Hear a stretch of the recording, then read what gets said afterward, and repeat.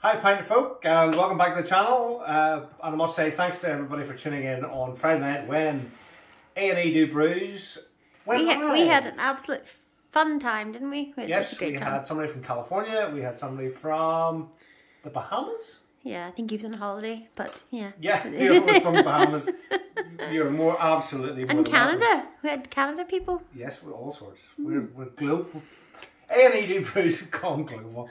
Anyway, folks. Okay, so moving on from, we're going to fix stuff. We're going to fix things. So we're going to do it from home here instead of flying 80 into... Over to Pinter to sort things yeah, out. sort things So, Ralph needs until the 9th of May to fix it. I don't need until the 9th of May to fix it. Have you set him a deadline, have you? No, that's his deadline, he said that. Oh, right, okay. Yeah, we're going to come back to you on the 9th of May. Too late. Right, guys, watch in. Going to come up with a solution. Solution A and Solution B. We're going to follow the instructions first. So, according to Pinter, with immediate effect, we are to brew on setting 0. Now, I have a couple of issues with that. Obviously, at 0, it's open to the air. What happens if you get an infection? What happens if air does get in? The whole point of doing pressurized brewing is to speed it up. Blah, blah, blah. If you've watched my videos, you know where I'm coming from. And you guys know all that. You guys know all that. That's not for me to tell you. But at 0, you could end up with the beer will be attenuated, it'll have been brewed, but it won't be carbonated. Or there's a chance that it won't. And also, so it's going to have to be flat. And then is there going to be enough pressure in your pinter to bring, because obviously the tube, get it out, yeah. Such a distance, that convoluted tube, is there going to be enough pressure to push the beer out through the tap? So, come up with a solution. Here we go. Here we go. Another little gadget. Stand by. So again, use of the hopper bottle. Okay, and again, if this would only be used if you had brewed at 0 and just before you go to the conditioning stage. So if it's a hop one, you hop it, you do all that, but just before you condition, whilst it's still vertical, whilst the dock is still attached, you will need to add pressure, not let it out. You'll need to add it. We should probably add in here that we shouldn't advise anyone to do anything without research themselves. Absolutely. That we're not responsible for anybody's I've had accidents. no issues.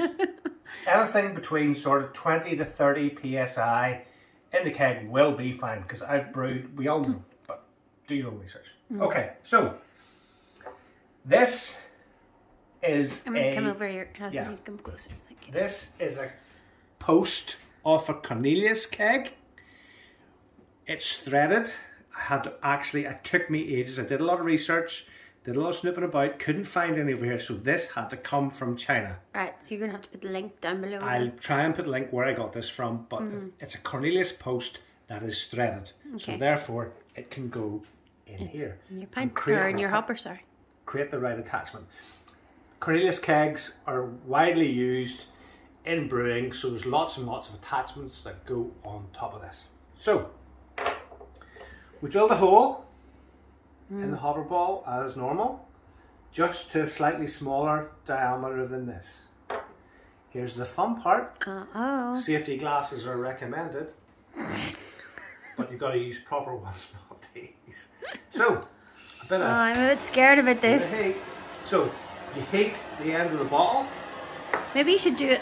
And whilst it's hot, whilst the plastic is still hot, you screw this in. So it's got to be smaller than the thread. Don't want to cross that. You've got to be smaller than the thread.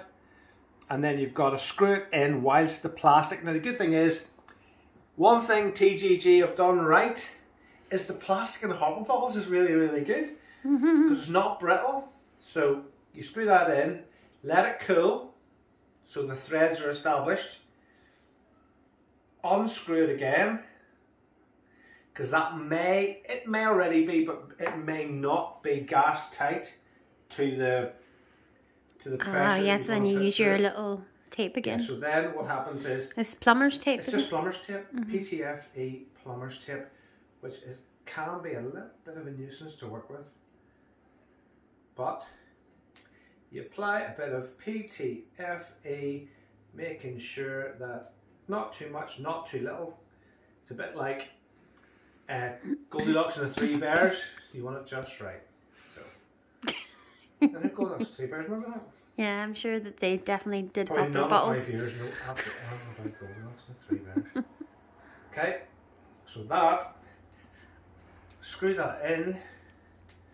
So that is nice and tight. So, I just love the smell of winter sun hop oil. Winter sun hop oil is just amazing. There's so much fruit in it. Yeah. Probably a bit more melted. You can still smell. Yeah, you can. There's a bit more melted plastic in that one, but yeah, you can still smell it. So, it's quite heavy actually. Part A. In fact, Estelle, focus in on something while I go get a pinter. While I go get a pint of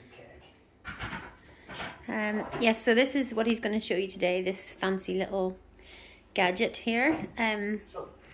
Something to do with adding pressure to your thing. So, oh my goodness, what are you doing? Right, so hold on, let me move all that stuff out. Brought over my pinter, and we're just going to...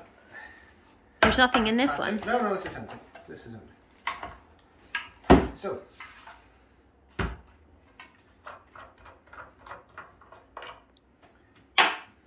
this is you. Water in that. This is you at the, you've just brewed your beer, it's got to the stage where you think, oh, that's ready, that's going to be nice. I need to undock it. So you'll have hopped it already. And just before you take the dock off, this is the time to do this. So, whack in your hopper bottle. Again, threads of these can be a bit funny.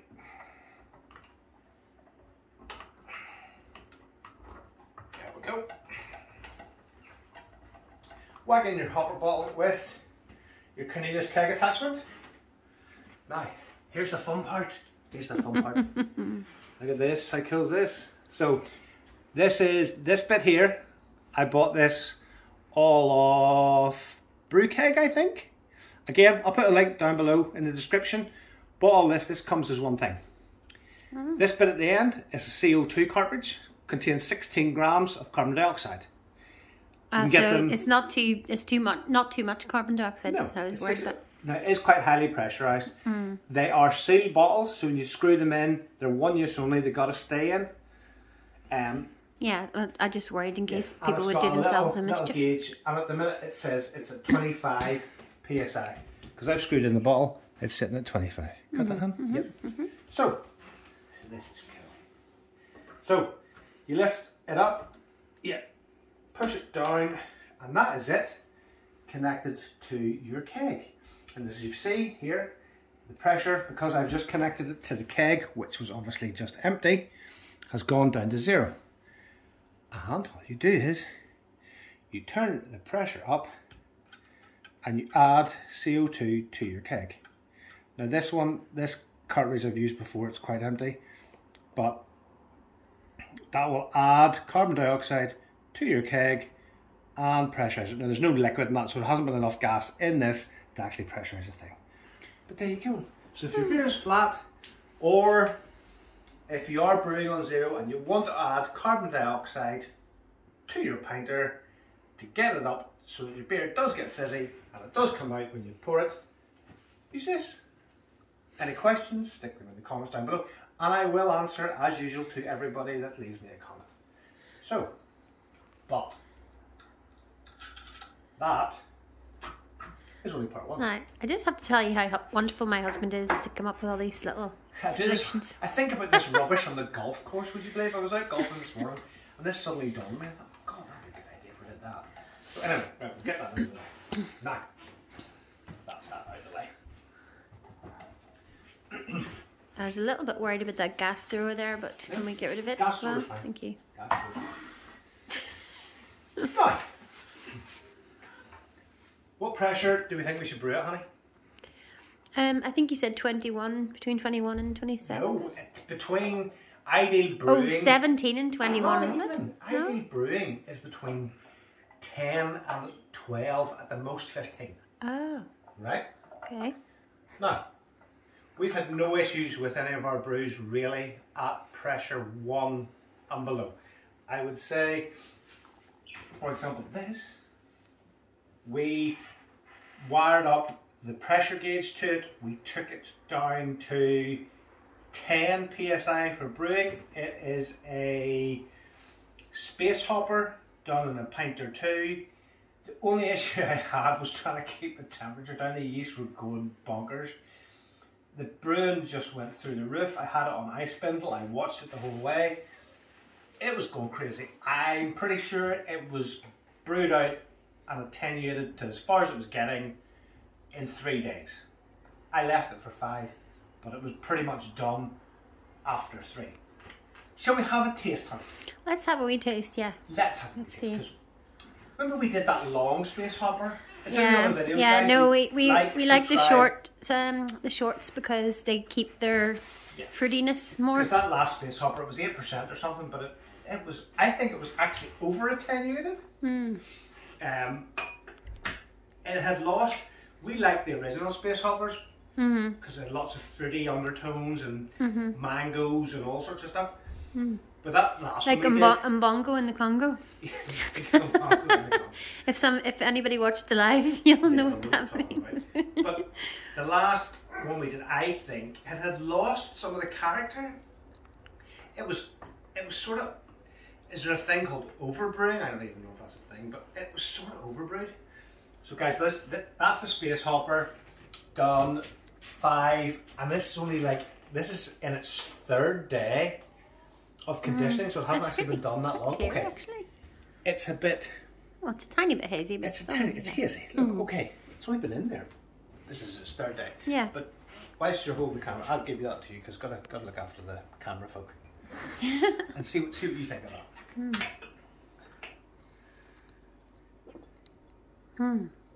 Yeah, very like Mbongo in the Congo. But No, it is. It's really, really nice. It's very, is very that similar pretty. to one of our the older originals. style space The hoppers? original ones, yeah, definitely. Oh, lovely In fruity. fact, that's now pouring clearer, not totally clear, obviously, but Sorry, I'm not holding the camera very steady, and I've got my other hand. it's pouring a bit clear. So, guys, remember this was done 10 psi on a short brew. What do you think of it? Taste it.